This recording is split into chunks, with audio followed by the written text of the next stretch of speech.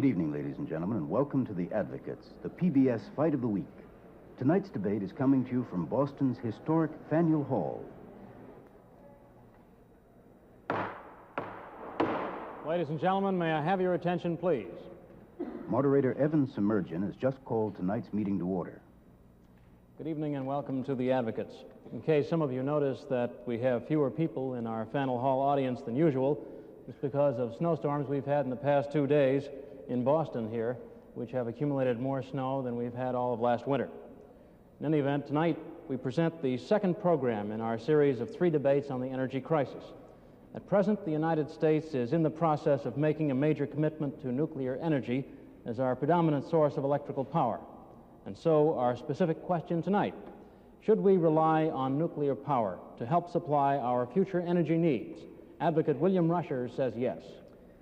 At a time when we need every energy source we can lay our hands on, a small group of coal and oil enthusiasts is doing its hysterical best to prevent us from using the wonderful resource of nuclear energy.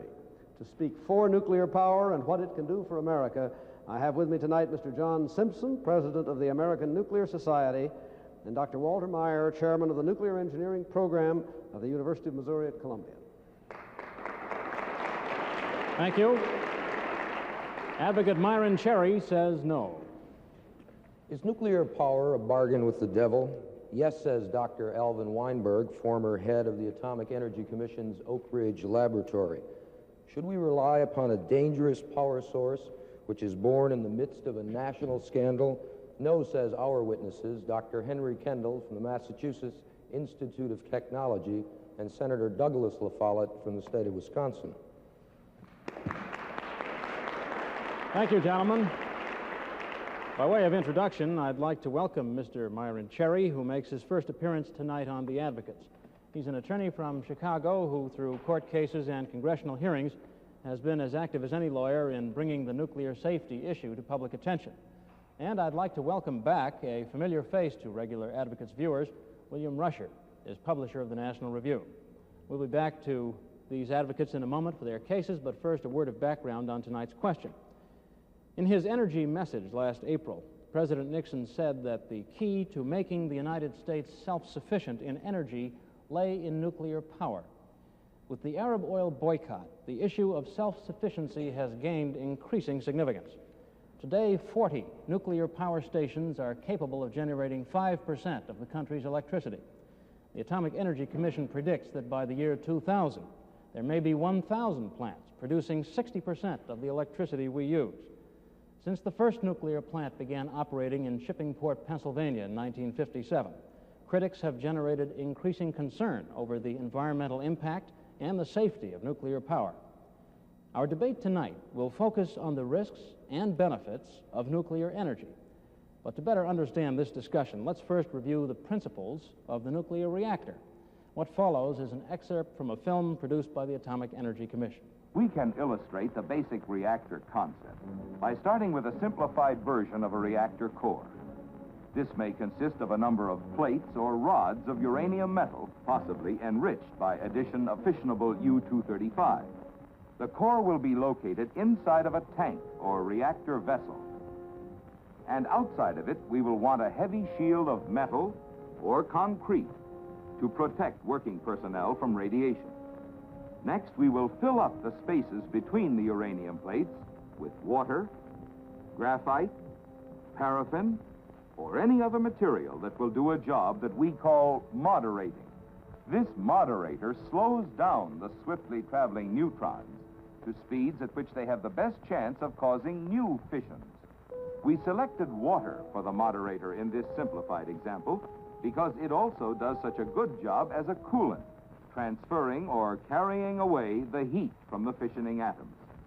We also insert in the core one or more control rods that will quickly absorb many of the increasing numbers of neutrons and subdue the fission chain reaction. As soon as we begin to pull the control rods out of the core, the rate of fissioning will again increase. When the control rods hold the fission rate at just the right level, the reactor is critical with a sustained chain reaction. The steady release of heat makes the moderating water boil and give off steam. If we now cap the top of our reactor tank, we have a working steam boiler. We refer to this type of arrangement as a boiling water reactor. We can now pipe the steam off to drive a steam turbine and electrical generator, and we have a full-fledged electric power plant. And now to cases. Mr. Rusher, why should we rely on nuclear power to help solve our future energy needs? You've probably all heard the story of the old-timer who celebrated his 100th birthday. One of his grandsons said admiringly, "You've seen a lot of changes in your time, haven't you?" And the old codger replied, "Yep, and I was again every one of them, too." There are always people like that. And when you further recall that our first experience of nuclear energy was in the form of the atomic bomb, it's plain there just wasn't a chance that this great new energy source, one of man's greatest scientific achievements, could come into use without bitter opposition. The gentlemen on the other side tonight have made a career out of trying to scare people to death on this subject with scientific double talk. We can only rely on your ability to remain calm and rational in the teeth of their barrage. Certainly, this is a strange time for anyone to be asking America to give up the only new energy source that is currently available right here at home. And I wonder, too, whether the American people are ready to turn their backs on a new energy system that is clean, silent, economical, reliable, and efficient, and instead to rely completely on the fossil fuels of the past, coal with its belching smokestacks, and the oil of other nations. There has to be a better way, and there is.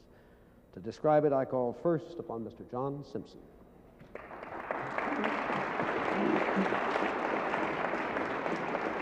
Mr. Simpson, welcome to the Advocates. And Mr. Simpson is president of the Power Systems Company of the Westinghouse Corporation and president also of the American Nuclear Society. Mr. Simpson, what are the basic reasons for including nuclear power in America's energy mix? Well, I've been deeply involved in the technical aspects of the utilization of almost all forms of energy for many years. And it's out of this background that I've come to the belief that nuclear energy has an important role to play. Well, first and foremost, it has the least adverse impact on our total environment. Second, I believe it is the safest. Certainly to date, it has been the safest, as there has not been a single fatality caused by a nuclear reactor-related incident. And I believe it will probably be the safest in the future. Now, of course, you can list a long list of incidents that have happened in reactor plants, but these have all been trivial, particularly as relate to having a serious accident. Now, it is also best from an economic viewpoint. This is often lost sight of. It is the cheapest form of energy we can get, and the money we save can be used for higher purposes to solve many of society's great needs. And it is available. It is available in quantities that can last tens or even hundreds of years. But if nuclear power plants are, as you say, truly safe, why did the government in 1957 pass the Price-Anderson Act, which provides that part of the insurance protection to the public from accidents in these plants shall be paid to the government? Well, you have to look at that question not in the light of today's mature industry, but in the light of the knowledge we had back in 1957, when there were very few or no major reactor plants in operation. There was no experience to go on, and it was felt that the government should step in and get this energy source started. To date, there has not been a dime paid out under Price-Anderson for a nuclear-related accident. And in the future, it appears very likely that the industry, because of this, may wish to phase out the government's backing of Price-Anderson, and they are paying for the Price-Anderson insurance even today. How about other countries? What are they doing in this field of nuclear power? Well, let's take France, for instance. In France, the government has made a conscious and serious decision that all of their future electric generating plants will be nuclear. They expect to have 200 of these plants on the line by the year 2000, and in Japan likewise. Within the next 15 years, they expect to have 50% of their plants being nuclear. And the same is true in England, where 29 are now in operation, and they expect to have more. Finally, sir, it is true, I think, that nuclear power to many of us still sounds a little bit like science fiction, something that might happen tomorrow. Is it really a practical solution for the energy problem today? Yes, it is. It is today's source of energy, and will be even greater in the future. Today, for example, in the city of Chicago, they have 32% of their generation from nuclear power. There's 26% in Milwaukee, 25% in Boston, and 17% in Miami. So that the actual fact is that nuclear energy is here today and ready to help. It is here today. There are 20,000 megawatts in operation, 20,000 in operation, 75,000 megawatts have been approved for construction, and another 125,000 megawatts are on order. All right, thanks very much, Mr. Rusher. Let's go now to Mr. Cherry for some questions. Mr. Simpson, you mentioned that 25% of Boston's electricity is generated by nuclear. Isn't it a fact that Boston Edison's Pilgrim plant, just a few miles from where we're here tonight, is shut down because of a safety-related problem? At the moment, it is shut down to correct a small problem that they have in the reactor. That is correct. This is a normal occurrence in any new plant, and it had no relationship to the possibility of an accident. Mr. Simpson, does the scientific community generally agree that nuclear reactors are safe, as you say? They most certainly do. Well, isn't it a fact, Mr. Simpson, that the RAND Corporation, the prestigious study group in California, ran a study specifically about this subject for the California legislature in 1972 and concluded that because of safety problems, it was unwise for California to increase nuclear power plants? The RAND Corporation, and doing this for the state of California, represents a very small minority of the knowledgeable scientists or knowledgeable engineers in the nuclear field. I doubt that there was any one of those people who had ever designed a nuclear reactor. You don't deny that the RAND study was made, though, Mr. Simpson? Oh, RAND has made many studies on many subjects. And on this one? They did make such a Mr. study. Simpson, isn't it also a fact that in August 1973, another group of scientists, this time the International Working Group on Radioactive Pollution of the prestigious Pugwash Conference, concluded that owing to potentially grave and as yet unresolved safety problems, the wisdom of a commitment to nuclear fission as a principal source of energy for mankind must be seriously questioned at this time? Well, I have some question as to how you could really consider that as such a prestigious outfit that would rank in comparison with the National Academy of Sciences, National Academy of Engineering, many of the laboratories, and most of the university scientists in this country. Mr. Simpson, do you agree with a statement made by the former Assistant Director of Oak Ridge National Laboratory of the Atomic Energy Commission, and I quote him, that scientists and the public should be prepared to face the possibility of a nuclear reactor incident just as we expect major earthquakes that will exact a large toll in property and lives? Now, that's home and a scientist from Oak Ridge. Who said that? That was stated by Walter Jordan, former Assistant Director of Oak Ridge National Laboratory in 1970. I'm sure that you can find many people that have said many things that bears little relationship to the majority of scientists. But at least, Mr. Simpson, certainly you can quote somebody as saying anything. I can even quote the Bible to my own uses adversely. The devil can quote the Bible to his own uses. Mr. Simpson, is the nuclear industry today prepared to take financial responsibility for a nuclear accident, whatever the amount of damage is? I can, of course, not speak for the entire industry, but it's my belief when the hearings on the Price-Anderson come about this spring, that you will find a considerable difference in the belief, and that the industry is willing to step up and probably will be able to phase out the government's part of Price-Anderson in the very near future. Well, Mr. Simpson, my question was not whether they want to phase out, but let's talk about Westinghouse, your company. Is Westinghouse prepared tonight, to state very simply that any accident that results from a Westinghouse product, we will stand the financial responsibility of damage of any amount? Are you prepared to make that statement, sir? We are prepared to make the statement that we are willing to pledge the entire assets of the Westinghouse Corporation for any accident that we cause.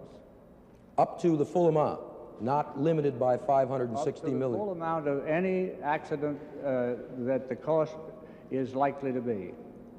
And that is... Obviously, we can only pledge our total assets. All right. I agree. That's simple enough. Let's go back to Mr. Rusher for a question. Mr. Simpson, there's been a lot of talk about what who said and what who said. What, if you know, is the preponderance of scientific opinion on the subject of the safety of our nuclear power plants? Clearly, the overwhelming preponderance of opinion of those who have actually worked in the field, those who know how these reactors are designed, know the care which is taken in their design, know the competence of those scientists, and it is irresponsible to simply pick up anybody that can put together a report to quote against such responsible people. All right, more questions from Mr. Cherry. Mr. Simpson, you've given us all sorts of assurances about the predictability of your safety systems, yet isn't it a fact that your safety and control systems in the San Francisco mass transit system are a complete failure? Not at all. It is a great success. Well, your perfect system did allow doors to open while trains were moving and trains to run off track without control, and I take it we'll take your claims about nuclear power in light of your categorization of that as a great success. As the best transit system in the United States or the world today. You have another question, Mr. Cherry, if you'd like. Yes. Is it not a fact, Mr. Simpson, that the head of the Aerojet nuclear company, the former head, testified that there is absolutely no way of knowing whether or not the emergency core cooling systems will work? Dan Kimball, the ex-Secretary of the Navy? No, sir. Who is not a technical man? Mr. George Brockett, who was the head of the Idaho Safety Program, had testified that your computer programs are such that it's a flip of the coin, that just no one knows whether they'll work. That is not true. He was talking about, and he is so stated in the public record, only about the competence of the Aerojet people in this area, not of the total state-of-the-art of the industry. The state-of-the-art of the industry is much more sophisticated. Okay, Mr. Simpson, I want to thank you very much for being with us tonight. Thank you.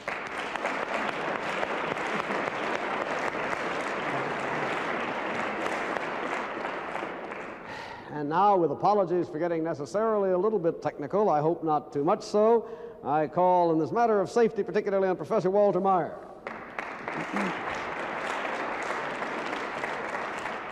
Professor, I want to welcome you to the Advocates. Professor Meyer is chairman of the Nuclear Engineering Program at the University of Missouri in Columbia, Missouri. Professor Meyer, you heard Mr. Simpson say that nuclear energy is the safest form of power that we can turn to. Is that true? Absolutely. There's never been a fatality resulting from the operation of a commercial power reactor. We could say the same thing in terms of naval reactors, the pressurized water naval reactors, and there are 123 of these operating. A fatality has never occurred from the result of the operation of these reactors. If we couple the experience with both of these reactors, both the commercial and the naval, we're talking about 1,600 reactor years of experience without a fatality. And what then is the chance of a major instance of uncontrolled radiation release in a nuclear reactor in any given year? Probability of this is less than 1 chance in 10 million, and may be smaller or about the size of 1 chance in 10 billion. Billion, yes. 10 billion. What would that mean in terms of actual plants? We're talking about, let's say, 1,000 reactors operating. This would be a chance of 1 accident in 10,000 years. Extremely remote chance. What if you threw in the amount of fatalities in, say, mining, uranium? Okay, if we include that part of the fuel cycle, we're possibly talking about 8 deaths from the mining of uranium. Today, with the mining of coal, we're experiencing, these are hard figures, 246 mining deaths in coal each year. Each year? Each year. And I presume there are others in oil and elsewhere? Yes, we can expect, and there have been instances where we have seen deaths resulting from the drilling for oil and also natural gas. And now what about these stories we hear, and I'm sure we'll hear many tonight, about accidents in nuclear power plants? That depends on how you want to define an accident. If we talk about the nuclear power system, to be sure there have been minor nuisance situations, but none of these have threatened anyone's life, and in fact, no one has been injured from such an incident. Can you give me an illustration of an injury in the non-nuclear part of a plant? Yes, there have been cases. With regard to a reactor in Virginia, 2 men were scalded.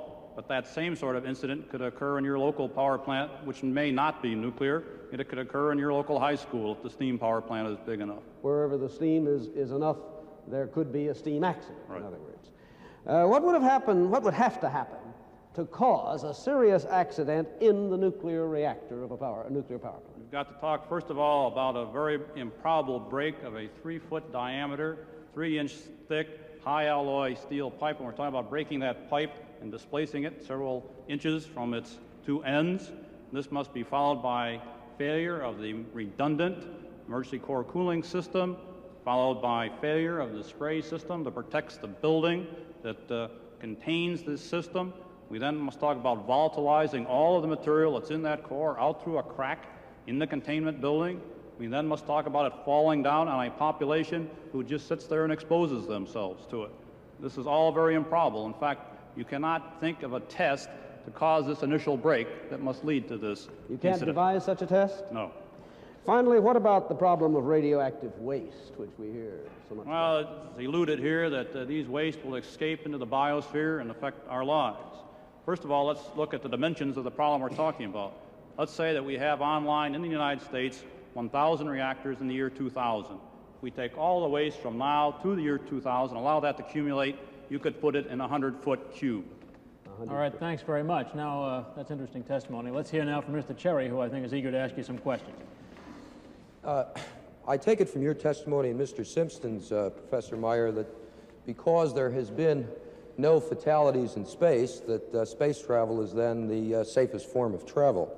By the way, is plutonium... I'm not speaking relative to space. Is plutonium a toxic substance, Professor? Yes. Isn't it a fact that a small amount of plutonium, if inhaled, will cause cancer? That has been alluded to, yes. Well, isn't it true? Do you know? It may be true. There have been instances where people have inhaled plutonium, in fact, to a sufficient amount that they could peg an ionization meter across the room. These people have not so far shown evidence of cancer. Would you try it, Professor? I would not try it. I would not try drowning myself either. Well, I would agree. The analogy is apt. Tell me, Professor Meyer, how long is plutonium dangerous? Plutonium has a half-life of 25,000 years. Which means that if it dies half its life in 24,000 years, it's around essentially for eternity. No, there are many ways you could handle this problem. You could take plutonium, for example... But it exists through eternity, is that correct? Not necessarily, if you take measures to eliminate it. There are such measures. You're saying that you can neutralize plutonium? You can take plutonium, recycle it back to a reactor, convert it to a species which will decay rather rapidly. Is plutonium a byproduct of nuclear reactors? Yes. It may be an important fuel in future reactors. I understand. Professor, you talked about storage. The Atomic Energy Commission presently has a storage facility in Hanford, Washington. How many gallons were leaked in June 1973? There are approximately 150,000 gallons leaked, but that situation is not relevant to the commercial power sector. How did it happen, Professor? This was a single-walled steel tank. It was not a stainless tank. A leak developed and went unnoticed for about a week. Well, isn't it true that, in fact, it took 7 weeks before the leak was discovered? No, I do not believe it was that long. But there have been leaks at that site. I checked this evening, Professor, and 7 weeks is the correct figure. There have been leaks at that site for a very long period of time, but the fact is that it causes no effect on the environment. Professor, let me see if I can clarify something with you. You've testified that, as far as you're concerned, the chances of an accident with a nuclear reactor are very slim. Yes. Let's assume, for purposes of argument, that that's so. That isn't really the whole story, is it? Isn't part of the problem the magnitude of the accident that can result if, by chance, such an accident did occur? That may be your argument. Well, I mean, don't you agree that that is part of the problem? There may be, from an accident, no effect, or there may be an effect. Well, assuming that... You have to spell out to me in detail what you mean by an effect and what is the sequence of events that led to this accident you're talking about and the results of the accident. Well, there are many mitigating effects that occur that could produce an accident or an insignificant event. Depends on what sort of a scenario you want to build. Well, do you acknowledge that the reluctance on the part of at least some part of the population to be close to operating nuclear reactors is the concern for the magnitude of the problem regarding an accident if it should occur? That's possible, but they might better worry about such things as being hit by a meteor. That's more likely to occur, and it can produce huge devastation. All right. Go ahead, Mr. Cherry. Following up on that, Professor Meyer, I wonder if you could tell me what were the probability of occurrences of the East Coast blackout in 1965, or whether you're aware of the fact that the Space Administration predicted as impossible the fact that oxygen tanks would explode in air, yet it happened, and we all recall, do we not, Professor, that the Titanic was billed as an unsinkable ship.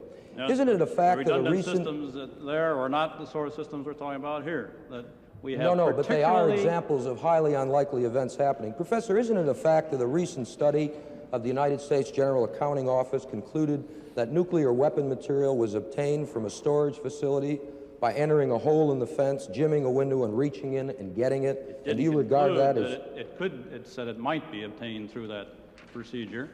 No, in fact, it was obtained. That was a study. The investigators went out and did exactly that in a facility that was billed as safe from sabotage and the security. Investigators did, but not a purloined or a clandestine group did not do this. All right, let's go back to Mr. Rusher. Professor, is there such a thing as an absolutely, totally safe power system on Earth? No. Will there ever be? Can there be in the nature of physics and science? We're not even safe from our own sun. All right, how about some more questions then from Mr. Cherry? Professor Simpson, we talked about nuclear storage waste. Does the Atomic Energy Commission today have a firm basis? Have they told us what they're going to do with this waste? Or, in fact, is quite the opposite the case? Right now, we're not separating any waste. The Atomic Energy Commission has some time now to make the optimum choice. I expect they will do so in a time. Do you agree with Dr. Frank Pittman, who is head of the Atomic Energy Commission's Division of Waste Management, that there is today no technically or economical solution to disposal of high-level radioactive waste? No, I believe there are many ways, many options we have available to us to store waste. So you Some of these disagree deserve further development, certainly. So you disagree with the head of the Atomic Energy Commission's waste If management that is program his statement, I would disagree with it. who made that statement? I see. Professor Simpson, you have talked about... Professor Meyer. I'm sorry, Professor Meyer. You have talked about nuclear power plants being reliable and safe. Are you aware that in the East Coast right now, substantial segments of nuclear power plants are down? For example, Indian Point number 1, a nuclear power plant in upstate New York, has been down for 1 year for safety problems. Indian Point number 2 had a pipe break, the highly improbable break, about 3 weeks ago. And both of these were that particular reactor that was in the startup phase was just being checked out. Well, was it part of the startup phase to have a pipe break?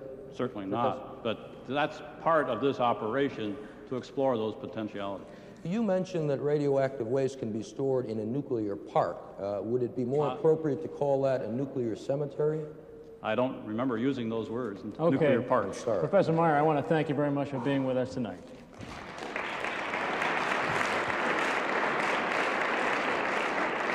Mr. Rusher? Let me simply reiterate in concluding our direct case. As we've seen on cross-examination already, as I suspect we're going to see on the other side's direct case, there is going to be a major effort here to intimidate with the supposed technical dangers of a power system which has not caused a single fatality as a result of a nuclear accident in America yet. Don't let yourself be intimidated by this. The Titanic sank. What are we going to do? Ban ocean liners? That's the logic that we're being confronted with tonight. Thank you, Mr. Rusher.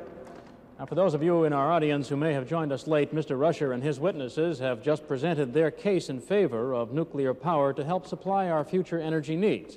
And now for the case against. Mr. Cherry, the floor is yours. Thank you. Ladies and gentlemen, nuclear power is an ultra-hazardous technology. The RAND Corporation has in fact told the state of California that it should not allow any more plants to be built until safety problems are solved. The German government's Reactor Safety Commission has recommended a nuclear moratorium. The head of the British equivalent to the Atomic Energy Commission has expressed strong reservations to the purchase of American-built reactors on grounds of safety. And of course, it is common knowledge that many of the Atomic Energy Commission's own reactor safety staff raised strong objections. A prudent society should never have allowed itself to become dependent on a technology as risky as this. It certainly must not increase that dependence. We do not know enough about nuclear safety. We do not have a way to store highly poisonous waste for thousands of years, and we have not tried to develop all other sources of energy where there is no question of mortal risk. The case for nuclear reliance just doesn't wash. To describe to us the hazards and unreliability of nuclear power plants, I call to the stand my first witness, Dr. Henry Kendall.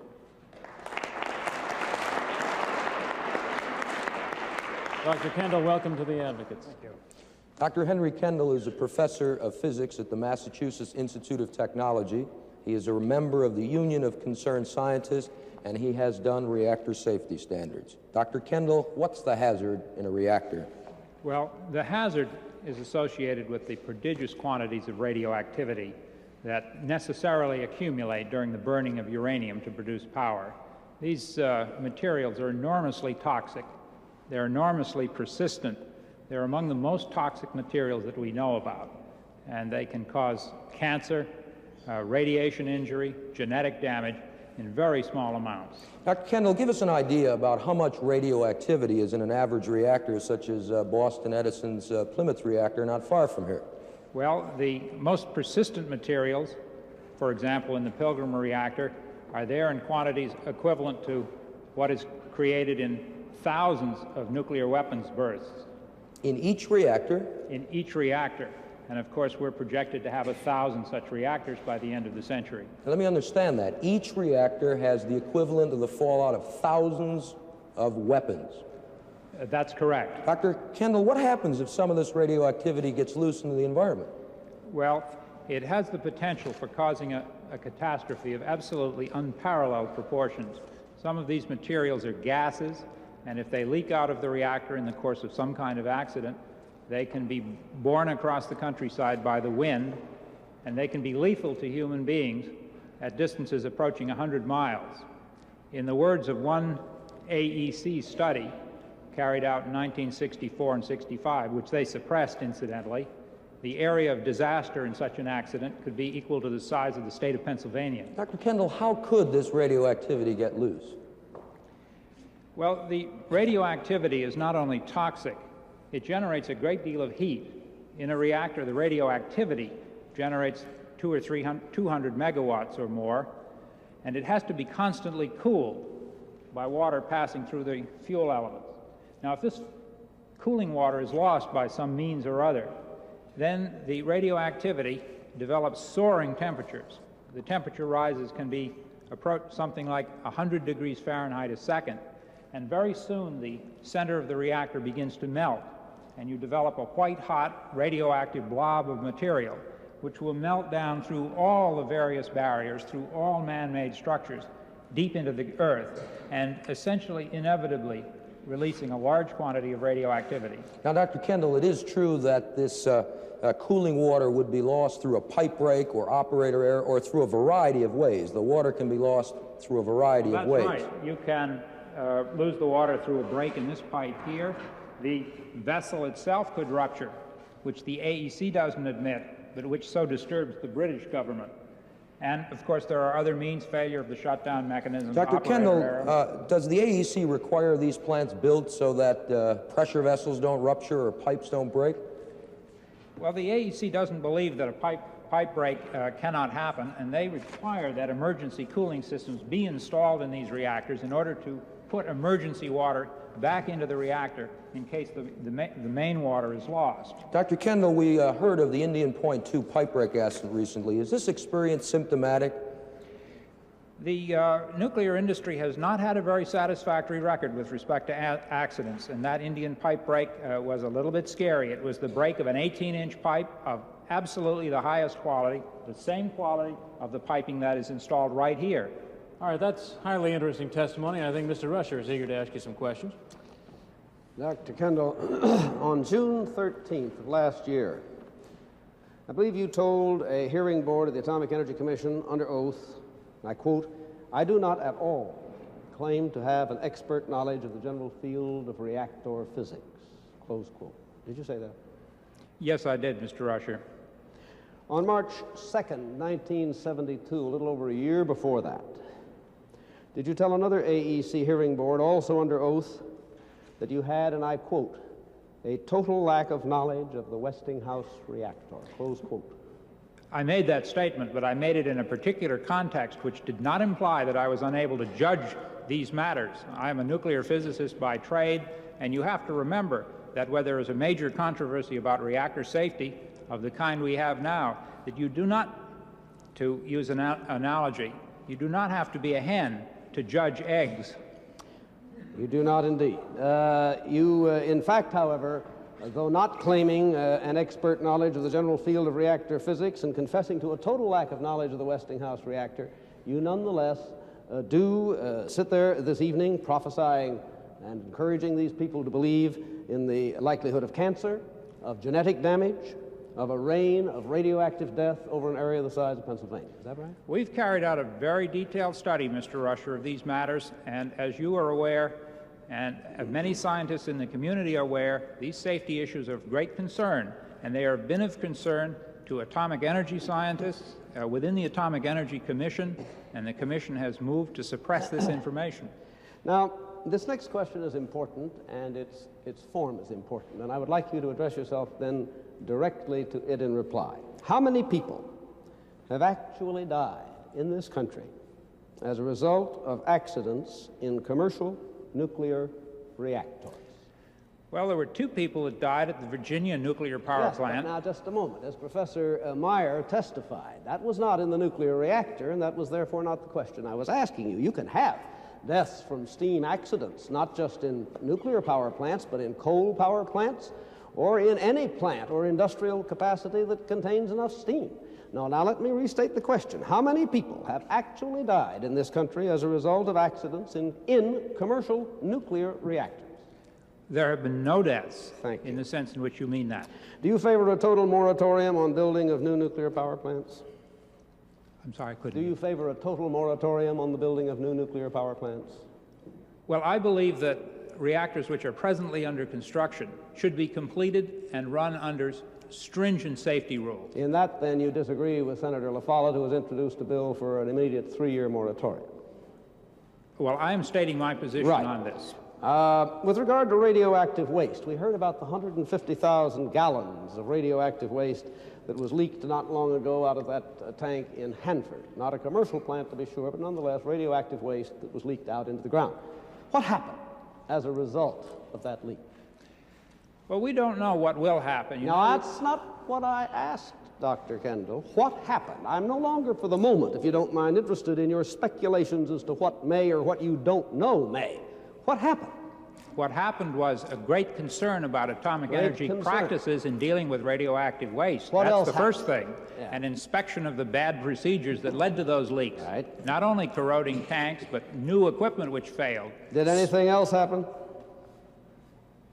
Well, I'm not certain what you mean. There's been a detailed investigation. Come on. If we have 150,000 gallons of radioactive waste spilling out onto the ground, I would assume on the basis of the testimony you have given and that Mr. Cherry has alluded to here, that something would happen, something negative, something undesirable. Mr. Rusher, these are insidious materials, and the potential is there for devastating difficulties in the future, and it is no way to run the program to have these things. May I assume that your answer is that nothing happened? It was like the Sherlock Holmes dog that didn't bark in the nighttime. Huh? All right, let's go back to Mr. Cherry. Dr. Kendall, if there is no accidents, what happens to the radioactivity from these nuclear power reactors? Well, after the fuel is used in a reactor, these materials are separated out these very toxic materials, and they have to be stored for tens or hundreds of thousands of years until they become innocuous. And we have no satisfactory way of doing that at the moment. Just one other question, Dr. Kendall. Mr. Rusher has alluded to the fact that you've never designed a nuclear reactor. Could you speak to the question as to whether or not a nuclear physicist with your experience on the Jason Committee and otherwise is competent to analyze these issues, Dr. Kendall? I believe we're certainly competent to do it, and the AEC acknowledgments of the weaknesses that our group has shown up is certainly clear verification of the existence of these weaknesses. Let's return to Mr. Rusher. Excuse me, let's return to Mr. Rusher for some questions. Since we appear to be dealing so heavily, and I guess understandably, with the scientific opinion on this subject, December 28th, the Christian Science Monitor stated, nuclear reactors are now operated in the United States are reasonably safe. That is the overwhelming response of reactor safety experts to a Monitor survey. Are they all wrong?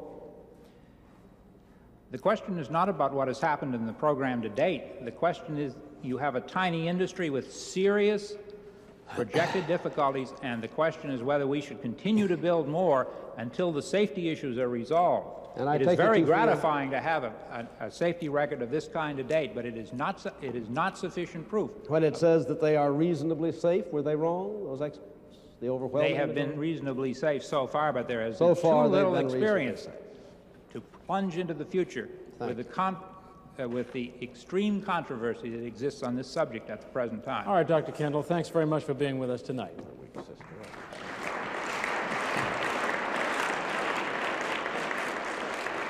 Okay, Mr. Cherry, do we have your next witness, please? Well, I have 1 point before I bring on my next witness. Ladies and gentlemen, what you see here is a solar generator. It is producing electricity without batteries or any source of energy except the lights in this room. They're bright, but infinitely less powerful than the sun. Solar energy is free. We've had the technology for 30 years. Does it make any sense to put 50 times the research money in the hazardous nuclear technology as in the solar energy, as we do now, and claim we have no choices? To tell us how our priorities are distorted indeed, I call as my next witness Douglas La Follette.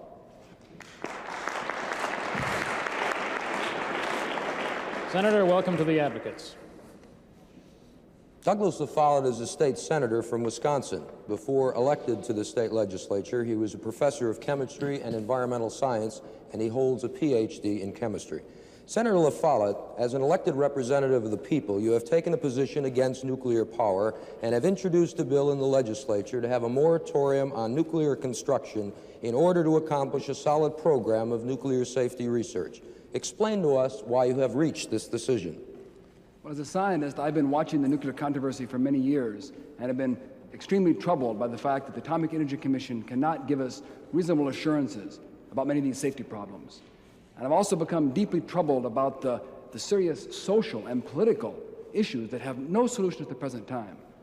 I finally came to a conclusion to support a moratorium on new plants when I heard a speech by Alan Weinberg, who's the director of an AEC laboratory, Oak Ridge, in Madison about a year ago. And he said at that time that in order to benefit, he made this quite clear, from the great promise of nuclear energy, we had to make sort of a deal with the devil. And we had to assure Dr. Weinberg and other physicists that were promoting nuclear power that we give them a super stable society, sort of a new kind of social order without social turmoil and disruptions. And as I heard him say that, I thought, this man doesn't understand human nature. And I can't support this kind of proliferation of more nuclear plants when human nature is not going to give us this super Senator, society. do we need an unusually stable society to harbor nuclear power? Certainly. Why? Well, there are many reasons to worry greatly. The first, of course, is the storage of the radioactive waste, which has to take tens of thousands of years to protect it from society. And we have to count on sort of a nuclear priesthood, to use Mr. Weinberg's terminology, that's going to be around 10,000, 50,000, 100,000 years from now to know how to protect us from this dangerous material. Then you've got the fact that if we go to more and more nuclear plants, it's going to become easier and easier for fringe terrorists, for saboteurs to obtain nuclear material, which they could use to make a crude bomb or use it just as it is to blackmail society. And finally, you've got the simple fact that as you build more and more plants, you have sort of a need for a super perfect technology with unbelievable quality control. And the same industry that's giving us defective products in our homes and garages are now going to somehow come along and give us technology we can rely on. It's sort of scary. What you're saying, Senator LaFollette, is if we continue to build nuclear power plants before we've solved problems, by the time we get a lot online, we'll sort of be trapped. Exactly, and I think this is one of the reasons why I'm particularly worried about going ahead with this. Senator LaFollette, let's talk about alternatives for a minute. Are there alternatives, practical and theoretical, which could be exploited? I'm sure you've considered the energy crisis in the proposal of your bill. Well, certainly. I think that before anyone is going to criticize the expansion of nuclear power, as I'm doing, we have to have a very strong responsibility to the public to show them that there are solutions available, safe solutions that don't have the risk of nuclear power. In the short term, we have conservation techniques we're already beginning with. We can use coal, which can be used in a clean way with present technology. But more importantly, in the middle range, in the 10 or 15-year period, this is where it's important to consider things like coal gasification, use of more geothermal energy. Solar energy is fine for heating homes and possible air conditioning. And the important point here is nuclear power is no solution for the short range. It takes 10 or 12 years to get a nuclear power plant built and going. And in that period, we have plenty of time to develop these other techniques, which I think are important. And in the long range, from the 15-year period on, we should put some money and research into solar energy, like we've seen operating here. We've put pennies and nickels into that, and billions into nuclear energy, which is still not giving us a reliable source of power for society. Okay, thank you, Mr. Cherry. Mr. Rusher, your witness. Senator LaFollette. You a relative of the great fighting Bob LaFollette, by the way? Certainly. Good. In this matter of alternative energy sources, you're rather well known for a proposal to utilize the winds they have out in Wisconsin, aren't you? Exactly. I think it's quite obvious that these techniques, which are set around on farms all through the Midwest, pumped water for years, and now can also provide energy for these farms. On December 14th, as a matter of fact, just a little over a month ago, you were quoted by a Racine newspaper as the authority for an estimate that from 25 to 30% of Wisconsin's electrical energy needs in the next 30 years could be supplied by wind machines, windmills, or something like that. Exactly. Is that your belief? This is the result of an extensive study done by Professor Hieronymus of University of Massachusetts Amherst, in which he analyzed Wisconsin's wind conditions, Wisconsin's terrain, and made a very careful, which I'll provide for your scrutiny, engineering study of the ability to produce electric energy, which is usable in Wisconsin. It certainly have to be a windy place, anyhow. Let's compare the relative environmental impacts of various of the more familiar types of energy source. The environmental impacts now. I have a study of the Council on Environmental Quality that was released in August 1973, comparing the environmental impacts of coal, oil, and nuclear energy. Would you care to guess, in the specific case of air emissions, which was the worst offender? I presume they're talking about sulfur dioxide problems, which are related to coal, not to nuclear power. Coal, indeed, and oil was second, and nuclear energy had the least impact on the environment. How about water discharges? Would you care to guess what was the leader there? Well, the technical figures, I believe, rate nuclear power at slightly less efficient in terms of its thermal discharge. Slightly less efficient. I'm talking about the environmental impact of water discharges from respectively coal, oil, and nuclear power. Well, and if you're worried about thermal pollution problems, of course, nuclear has more discharge and therefore have more impact. Oh, the Council on Environmental Quality found that nuclear power actually had less impact environmentally in that field, too. And how about land use? Which of them do you think had the greatest impact on land use? Well, I know Wisconsin well. I know there's a situation right now where we have condemning of land, over 6,000 acres of prime farmland being condemned to build one nuclear power plant. Maybe that's what's prejudiced you, Senator, because in the country at large, again, nuclear power is the smallest offender in terms of environmental impact, according, at any rate, to the Council on Environmental Quality. Again, going to this matter of how much you can suffer from nuclear radiation, normal types of emission problems. A study has been made at the American Nuclear Society that indicates actuarially that if you live in the city as distinguished from the country, your life expectancy shortens by 5 years. Would you care to guess if we consider the present output of the nuclear power industry of America, how much that can be calculated as having shortened in one way or another by what has happened in it to date the life expectancy of the average American? Well, I'm not worried about the I normal... dare say you're not worried, but less than a minute is the answer to the question. Let's worry a little bit more. Suppose we went all the way to the year 2000 and increased our nuclear power 100-fold and had the same experience, no better and no worse than we have had with it heretofore.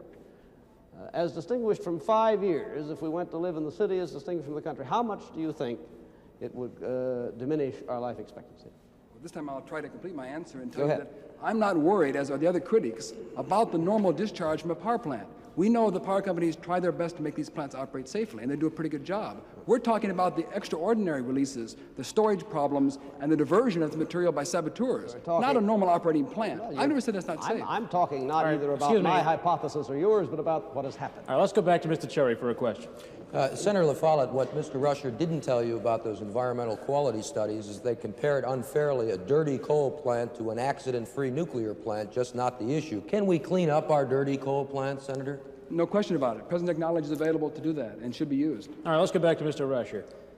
I was so guilty that I actually described an accident-free nuclear plant when we have heard from Professor Kendall a moment ago that there has never been a single fatality in the entire history of American commercial nuclear reactors. What is so reckless about that? I don't think I understand your question. It was a question. I think I'm merely suggesting that all we have done is refer to the experience of the country, sir. Is that unreasonable? My experience in the country is that we cannot provide the kind of perfectly stable society, socially and politically, that can allow the kind of risk that the proponents, the AEC people themselves, say we have to have in order to develop nuclear energy and to continue the development to 10 or 20 or 30 times the present. I know as a politician that shakes hands and kisses baby across this country, we can't provide that kind of stable society, and I'm not willing to take a deal with the devil. Are you suggesting that a fascist America is in prospect? I can see, as a fellow colleague of mine pointed out to me the other day, if we have to go to very rigid controls, I'm against these kind of rigid controls. We have to have rigid controls over the plants, the storage sites, the transportation sites, the depositories, the Hanfords, the point beaches all over this country.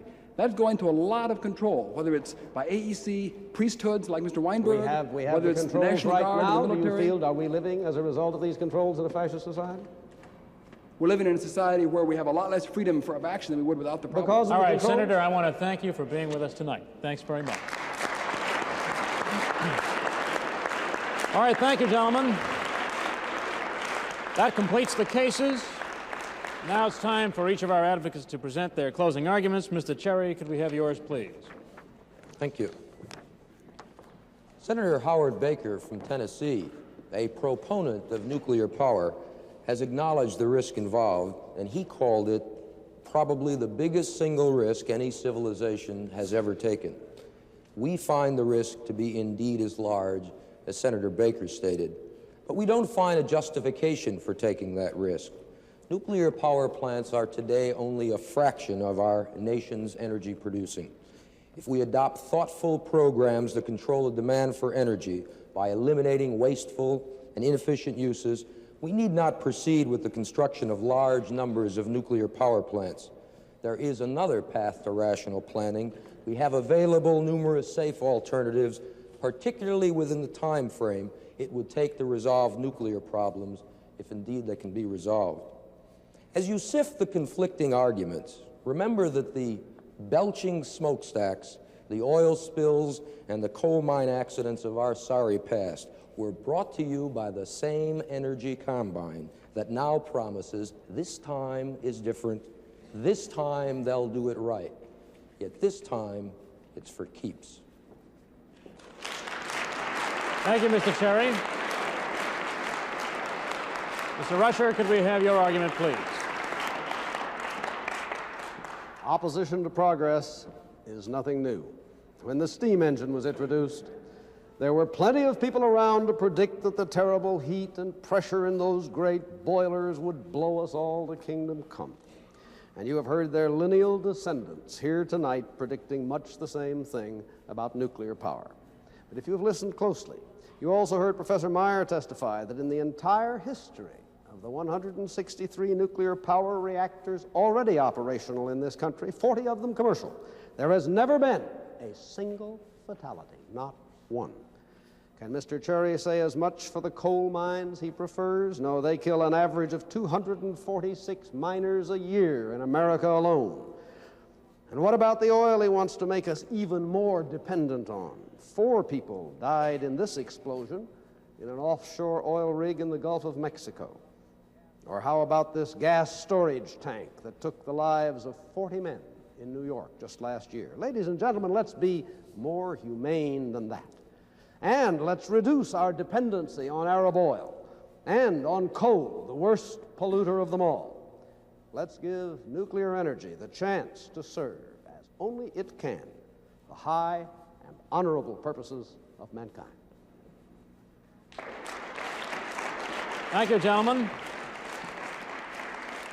Now it's time for you in our audience to get into the act. What do you think about tonight's question? Should we rely on nuclear power to help supply our future energy needs? Send us your yes or no vote on a letter or postcard to the Advocates, Box 1974, Boston 02134. Congress, in its next session, will confront proposed legislation which would streamline the licensing and site selection procedures for nuclear power plants. These proposals aim to reduce the time between site selection and plant operation from 10 to 6 years. We want Congress to consider your opinion. So write us, and we'll forward your vote to members of Congress and the Atomic Energy Commission. Remember the address, the Advocates, Box 1974, Boston 02134. Now, if you'd like a complete transcript of tonight's debate, send your request to the same address, the Advocates, Box 1974, Boston 02134. And don't forget to enclose a check or money order for $2 to cover the cost of printing and mailing. You should get your copy within 3 weeks of our receiving your request. And be sure to specify the program by name and your return address. Now, recently, the Advocates debated the question, should the United States grant normal trade privileges to the Soviet Union? Of the almost 4,000 viewers who sent in their votes, only 15% said yes, we should grant the Soviet Union the same trading privileges that we extend to more than 100 countries, including communist Poland and Yugoslavia. And 85% said no. No normalized trade unless the Soviet Union formally agrees to remove immigration restrictions. And now let's look forward to next week's program, the last in our series of 3 broadcasts on the energy problem. The largest deposits of oil and gas in the United States lie under federal land in the West and under the sea on the continental shelf, and yet Uncle Sam has no way to get at it. Amid charges that the oil barons are manipulating the energy crisis for profit, Congress is considering whether or not Uncle Sam should get in there and dig. Should Congress create a federal oil and gas company to compete with private industry? A question next time for The Advocates. And now, with thanks to our able advocates and their able witnesses, we conclude tonight's debate.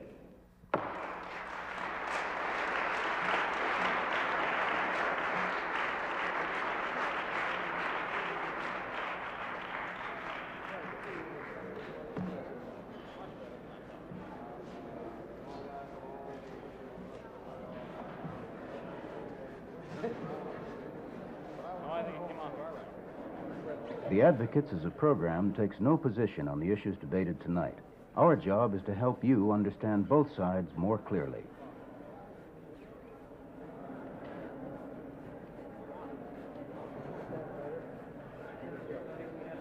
This program was recorded.